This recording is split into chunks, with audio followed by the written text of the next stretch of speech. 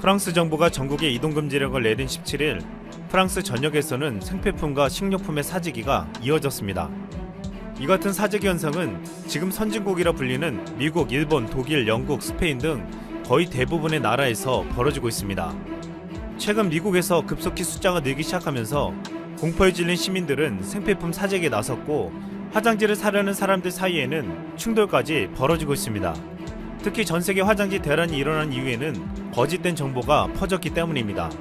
한 일본인이 중국인들이 화장지 수출을 제한하니까 당장 티슈 화장지를 사놓으라고 한 트윗이 널리 퍼졌습니다. 이후 일본을 시작으로 전세계적으로 화장지 사재기가 시작되었습니다. 일본 내에서 화장지 사재기가 심각해지자 아베 일본 총리는 화장지 부족 사태는 없다, 일본의 재고가 충분한 상태라며 공개적으로 사태를 진화하기도 했습니다. 호주에서도 화장지를 사들이며 대형마트에서 다투는 일까지 벌어지자 총리가 나서 사재기를 당장 중단하라고 말하고, 이번 위기에 대한 호주 국민들의 대응 모습 중 가장 실망스러운 행동이라고 했습니다. 미국에서도 지금 화장지뿐만 아니라 생필품 등을 5배 이상 사들이는 사재기 열풍이 벌어지고 있습니다. 심지어 화장지가 떨어졌다고 911에 전화를 해서 업무가 마비되는 상황까지 생길 정도였습니다. 이에 트럼프 대통령은 진정하라, 긴장을 풀라라고 말하며 누구도 생필품을 비축할 필요가 없다, 우리는 잘하고 있다, 다 지나갈 것이라고 국민들을 진정시키려 했습니다. 17일 영국에서도 사재기가 극심해지자 노인이나 취약계층이 우선적으로 쇼핑할 수 있게 하고, 할인점 알디는 영국 전 매장에서 고객이 식료품 특정 품목 4개 이상을 사지 못하도록 제한하고 있습니다. 아이슬란드는 18일 개장 후 2시간만 취약계층이 사게 하고 있고, 아일랜드는 매일 오전 9시부터 11시까지 노인층이 우선적으로 쇼핑하게 하고 있습니다. 또한 최근 독일에서도 생필품 품귀 현상이 벌어지자 국경을 막았습니다. 독일은 그동안 국경을 막지 않겠다는 뜻을 여러 차례 밝혀왔지만 결국 16일 국경을 막았는데, 그 이후로 최근 상황이 퍼지는 속도를 늦추고 인접국에서 넘어와 물건 사재기라는 행위를 방지하기 위해서라고 했습니다.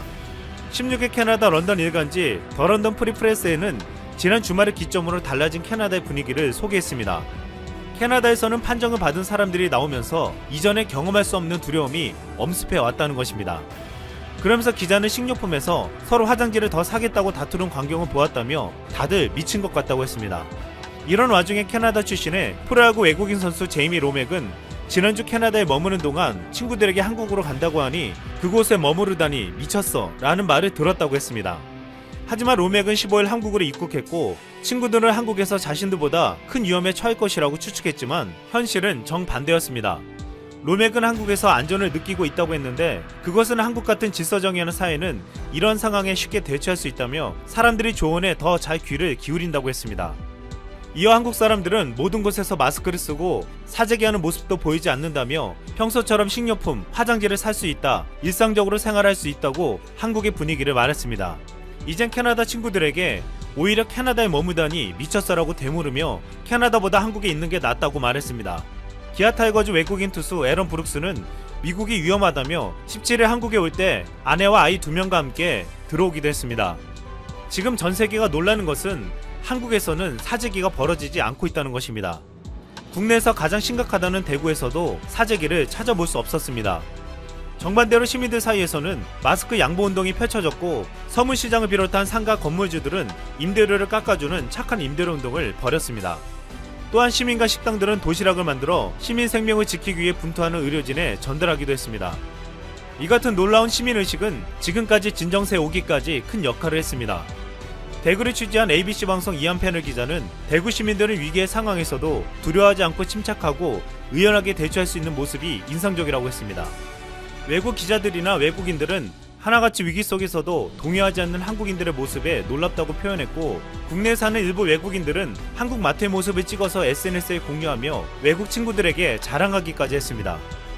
전문가들은 위기 상황에서 사재기가 벌어지는 이유는 불안감 때문이기도 하지만 국가를 신뢰하지 못하기 때문이라고 했습니다. 위기의 상황에서 정부가 나를 지켜주지 못할 것이라고 생각한다는 것입니다. 한 전문가는 이런 위기 상황에서 마트에서 화장지를 살 수 있는 삶이 우리가 선진국이라 불러왔던 독일, 프랑스, 이탈리아 등에 사는 사람들이 지금 간절히 원하는 삶이라고 말하기도 했습니다. 미국에 거주하는 한 교포는 슈퍼마켓에서 선반이 비고 사람들이 각자 도생하려는 모습이 슬프다고 했고, 지금 해외에 거주하는 교민들은 패닉에 빠지며 한국에서 벌어지는 모습에 자랑스럽다고 하기까지 하고 있습니다. 많은 전문가들은 한국이 이렇게 된 이유는 수많은 위기를 극복하며 터득해낸 것이라고 했습니다. 1997년 IMF 당시 한국 시민들도 두려움에 떨며 마트의 생필품이 동나는 상황이 벌어지기도 했지만 이를 전 국민이 다 같이 손을 잡고 이겨내며 전 세계에서 어느 나라보다 가장 빨리 IMF를 극복해냈습니다. 대한민국은 전 세계 유일한 분단 국가로 오랫동안 위험 속에 살아왔고 끊임없는 위기와 역경을 이겨내며 얻어낸 것들이었습니다. 한국은 위기 속에서 국가 시스템과 정부에 대한 신뢰를 만들어냈으며 이젠 공동체를 생각하고 타인을 배려하는 성숙한 시민의식이 자리 잡았습니다. 그동안 한국은 경제성장으로 선진국에 들어갔지만 아직 시민의식은 멀었다는 말을 들어왔습니다. 하지만 한국은 끊임없이 위기를 이겨내며 이제는 다른 나라들이 배워야 할 선진 시민의 모습을 갖춰가고 있습니다. 한국의 네티즌들은 아베는 딱 봐도 일본을 망하게 하는 짓을 하니까 아베는 건드리지 말아라. 아베는 일본을 망하게 하는 엑스맨이다. 아베는 장기 집권해라 라며 웃으며 이야기를 했습니다. 그런데 일본이 눈치를 채기 시작했습니다. 아베는 일본을 망하게 하고 있다 라는 특집 기사가 자꾸 올라오고 있습니다. 구체적인 증거도 있고 일본 네티즌들의 호응이 있어서 쉽게 넘어갈 것 같지 않습니다. 이 와중에 아베는 모르쇠로 딴청을 하면서 버티기 작전에 들어갔는데 과연 성공할까요? 오늘 시부야 켄지 세계보건기구 고문은 아베는 왜 세계의 상식으로부터 멀어지고 있는가 라는 기사에서 가장 기본적인 것부터 실행하지 않는 아베를 이해할 수가 없다고 했습니다. C19 대책의 기본은 검사와 격리인데 이러한 기본 중의 기본을 지키지 않는 아베는 무슨 생각인지 이해가 안 된다고 합니다. 지금이라도 PCR 검사를 확충해야 하고 자택 격리를 철저히 감시하고 입원 치료해야 한다는 거죠. 아베는 정치적 판단에 강하게 영향을 받고 있으며 왜 과학적인 데이터를 신뢰하는 정책을 펼치지 않는지 궁금하다는 것입니다. 지금 빨리 아베가 움직이지 않으면 안 된다고 하면서 빨리 과감한 조치를 취해야 한다고 호소했습니다. 이에 일본 네티즌들은 먼저 도쿄 도민들이 이동하는 것을 좀 막아라. 검사도 제대로 하지 않으면서 출입 통제를 안 하는 것은 정말 위험하다. 도대체 아베는 왜 귀를 막고 사는가? 라는 댓글로 공감을 표했습니다. 그런데 C19 사태를 계기로 아베의 이상한 짓이 결국 일본을 망하게 하는 것이라는 기사들이 최근 쏟아지고 있습니다. 일본의 경제는 이미 폭망의 단계로 접어들었고 이제는 일본 국민들의 생명이 위험해지고 있는 상황이라는 것입니다. 이 모든 것이 아베 집권 후에 벌어진 일들이고 지금도 아베는 일본을 살릴 생각도 없고 모르쇠하며 멍 때리고 있다고 지적합니다. 경제평론가인 나카하라 케이스케는 일본 경제는 V자 회복이 어려울 것이며 실업 사태 등으로 고용 통계가 악화되어 4월부터 실업률은 10%를 초과할 것으로 봤습니다. 그러면서 아베는 왜 대책을 느리게 하는지 이해가 안 된다고 했습니다. 결론적으로는 아베는 이 난국을 극복할 수가 없는 사람이다. 일본이 국가적 위기에 빠져 있는데 총리는 갈수록 실망을 보여주고 있다. 하루라도 빨리 새로운 지도자를 세워야 한다. 라고 했습니다. 일본 경제산업성 관료 출신인 고가 시게아키 씨는 일본의 교육과 과학기술은 세계와 경쟁할 수 없게 되었다. 일본의 미래는 어둡다. 라는 칼럼을 통해 아베의 집권기 동안 일본이 완전히 뒤처지게 되었다고 지적하고 있습니다. 교육 분야에서 일본의 대학은 세계 랭킹에서 상위권에서 완전히 밀려났다고 하면서 상위권 20위 중에 중국이 6개, 한국이 5개, 홍콩이 4개 교인대에 비해 일본은 2개뿐이라고 했습니다. 경영대학원 랭킹이나 최첨단 기술 분야 등도 모두 다 뒤처져 있다는 거죠. 영어 실력은 한국은 6위인데 일본은 중국 10위보다 낮은 11위이고 정보통신 기술 교육은 OECD 47개국 중 46위라고 지적합니다. 이 모든 것이 아베의 집권 기간 동안 아베가 계속 뒤처지게 만들어놨다고 했습니다.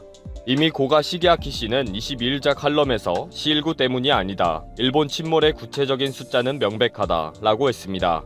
지금 일본은 이미 많은 기업들이 도산하고 많은 가정과 개인들이 불행한 선택을 하기까지 하고 있는데 아베는 아무런 조치를 취하지 않고 있다고 했습니다. 아베의 집권 기간 동안 일본 경제는 지속적으로 몰락의 길을 선택했다. 1인당 GDP는 90년대 1위, 2000년 2위에서 아베 집권 후에는 세계 26위가 되었다. 아베 집권 후부터 월급은 계속 마이너스가 되면서 4% 이상 줄었다. 우리는 확실히 가난해졌다. 라면서 아베는 왜 일본을 망하게 하고 있는지 질문하고 있습니다.